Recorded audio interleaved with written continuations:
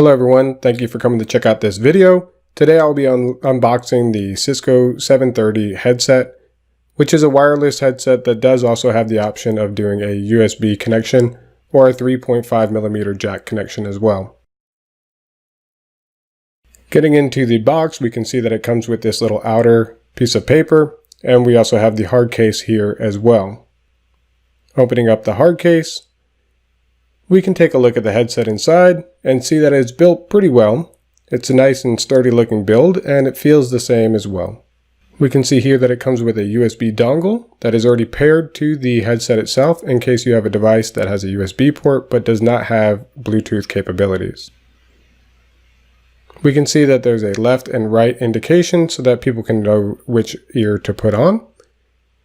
And we can also see that there are some controls here on the right hand side for doing volume, skipping forward, skipping back, and then even a button in the middle.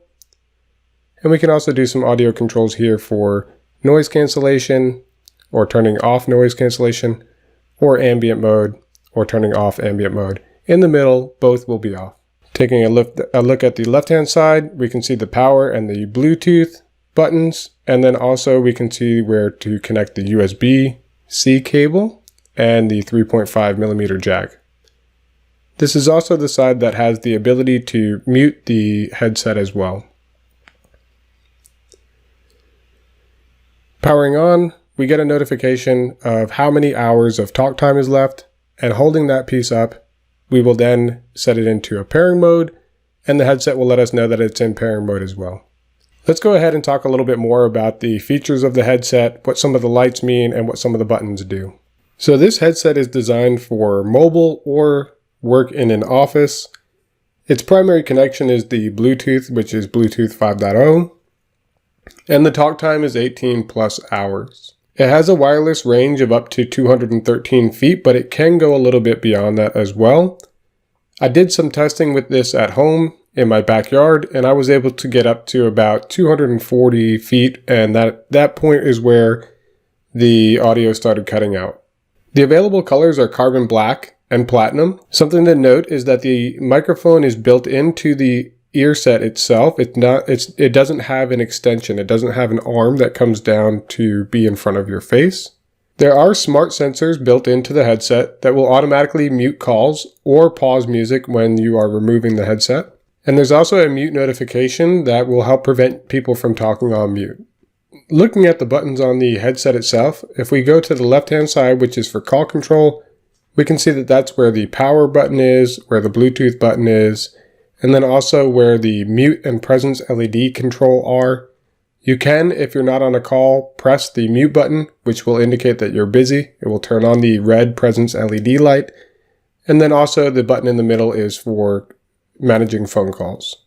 Looking over at the right-hand side, we can see that there is the switch for either turning ambient audio on or off and turning noise cancellation on or off. When in the middle, both ambient and noise cancellation are off. And we also have in the center the ability to play or pause songs, and then also to turn the volume up or down, or to skip forward or back on a music track. On the right hand side, the button on the middle, if you press it 2 times, you can interact with Apple Siri or Google Assistant. As long as the mobile device or the laptop is connected to a Wi-Fi or a cellular network, and you can customize or disable voice assistant support through the Cisco Headsets app. When you have an incoming call, you can press the button on the left ear cup 1 time to answer the call. You can press the button 2 times to reject an incoming call. If you're connected to a call, you can press and hold the button for 2 seconds to end the call. While connected, you can press the button once to place the call on hold, and press it again to resume the call. For charging the headset, we would use the USB cable, and it takes about 2.5 hours to fully charge the headset. Looking at the LED light, we can see that if it's green, then that means that we have 12 hours or more of talk time remaining. When it's orange or amber, we have between 12 to 5 hours of talk time remaining, and when it's red, we have less than 5 hours of talk time remaining. The Bluetooth indication is a blue light. If it's a solid blue, then that means that there is a successful Bluetooth connection. If it's blinking blue, then that means that the headset is in the pairing mode. The 3.5mm cable is not for input and output. It's only for playing audio. from the source device. I think that the 3.5mm audio cable will be good for when the headset is low on battery. You can update the firmware of the headset through the Cisco IP phone, a desk phone, or through Cisco Jabber, or even through the Cisco Headsets mobile app. The upgrade takes about 7 to 10 minutes to complete. To do the upgrade from a desk phone or even from a Jabber client, you'll have to connect the USB-C cable to the desk phone or to the Jabber client. To do it from the mobile app, you'll have to pair the headset with your smartphone and then download and open the Cisco Headsets mobile app. Then follow the instructions on the screen.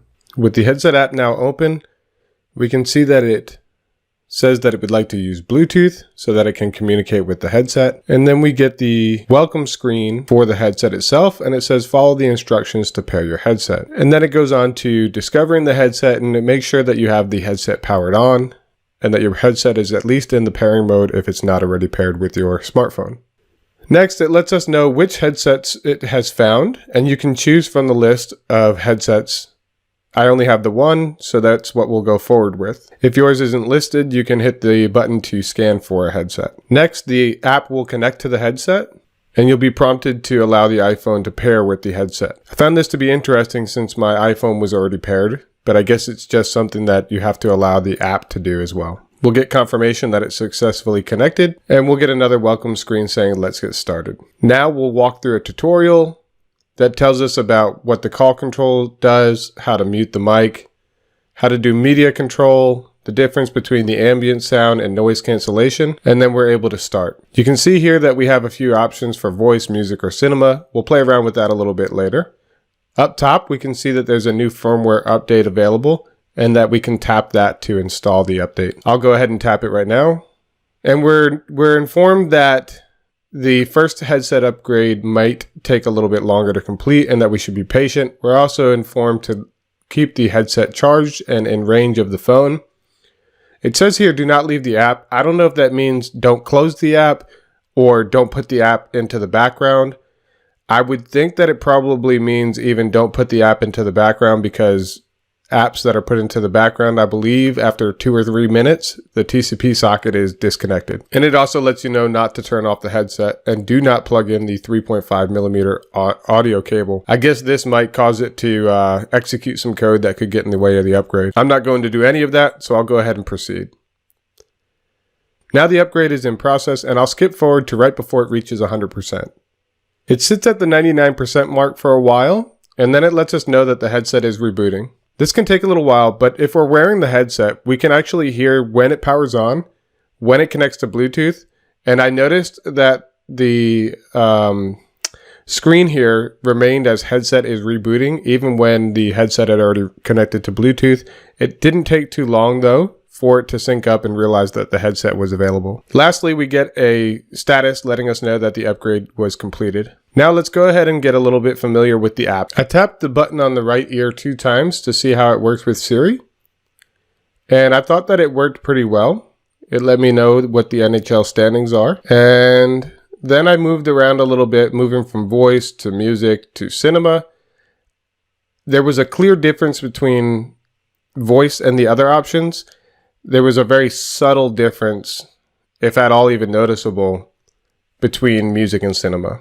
If we click on the how-to option, we can go through and actually read all the different stuff here. They make it very easy and user-friendly. If we go into the settings, we can take a look at several different things here, including audible notifications. We can get those for low battery, headset on, or whatever. We can do mute, and we can change the mute reminder to be tone or voice. By default, it's set to no notification. I changed mine to be a voice reminder. If we go to the busy light, by default, there's a voice notification. We can turn that off. For low battery, it'll tell us as well. If we go into the general settings, that's where we can turn on voice assist or turn it off as well. We can get some information about the headset by going into the About page, and we can also get some more information if we go into the device info page. Going into the audio settings, we can see that our equalizer is set to cinema. And we can also adjust the adaptive noise cancellation, which basically changes the noise cancellation to the environment that you're in. If you look at the Cisco commercial on the Cisco webpage for the 730, they actually show someone walking on the street as somebody else is playing the guitar, showing that the adaptive noise cancellation can identify noises around you and adjust to that environment. If we move over into the support tab, we can see that there's an option to send feedback or send logs. Right now, it seems as though neither one of those are enabled. I know that the logging is coming out in a future software release that should be coming relatively soon. Overall, I really like this headset. I like to just listen to music on it. I like to use it for my calls, and I look forward to testing it some more and getting a little bit more familiar with the device itself. Thank you for watching.